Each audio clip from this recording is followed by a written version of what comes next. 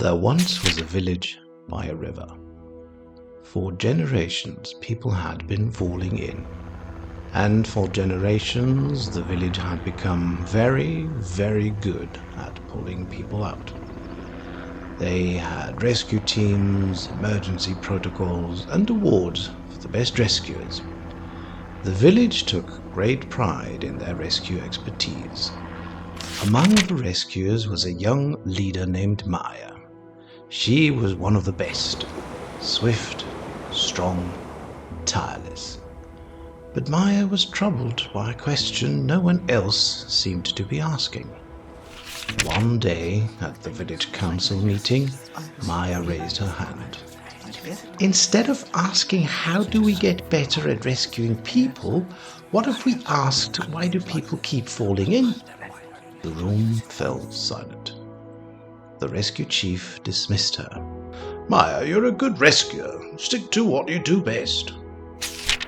But Maya couldn't let it go. So she did something no one had done in generations. She walked upstream. The other villagers thought she was mad. Maya, the drowning people are that way, they called. But Maya continued upstream, alone. Do what you do best. And then she found it, the source of the problem. The bridge was completely broken. The warning signs had fallen down. The path was crumbling. People weren't choosing to fall in. The system was built to let them fall. Maya realized something even more disturbing. Many villagers had been in the river for so long, they'd forgotten what it felt like to be dry. They'd organized their whole lives around being wet.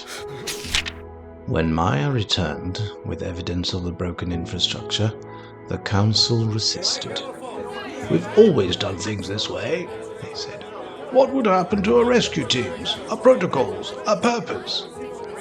The village had a vested interest in keeping people in the river. The village faced a choice.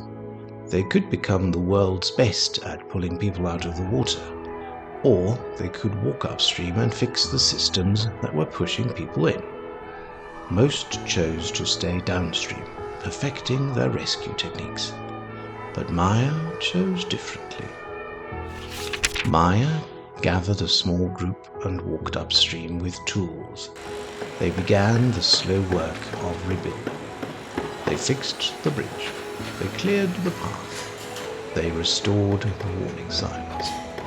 The work was hard, and no one cheers you when you prevent an accident. But slowly, fewer people fell in the river. The village discovered that preventing harm was far more fulfilling than just reacting to it. The people who had been constantly wet slowly remembered what it felt like to be dry. The most powerful leaders aren't those who save people from drowning. They're the ones who build a world where people don't have to fight just to keep their heads above water. And the most important work isn't downstream, where heroes are made. The most important work is upstream, where problems are prevented. In the workplace, we face a similar choice. Will we organize around trauma, building our identity around how well we manage crises?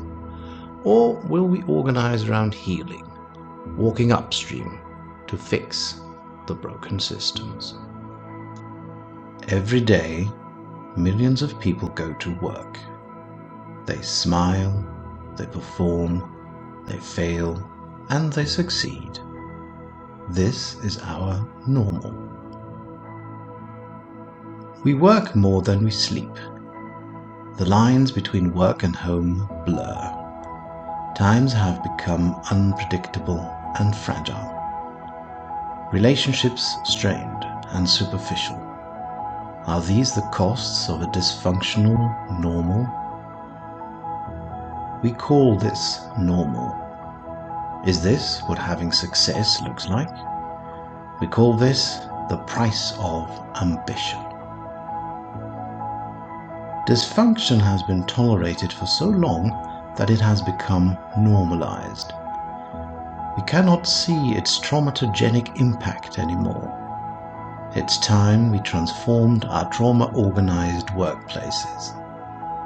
Let us reshape our workplaces into inclusive, trauma-informed environments in which we can thrive. The pathology of the normal is we have forgotten what healthy looks like. It is time to remember. The path forward requires organizational courage to confront uncomfortable truths about existing structures and commitment to long-term development. You know what the issue is with this world? Everyone wants a magical solution to their problem, and everyone refuses to believe in magic. Together we can create a future that we want to see.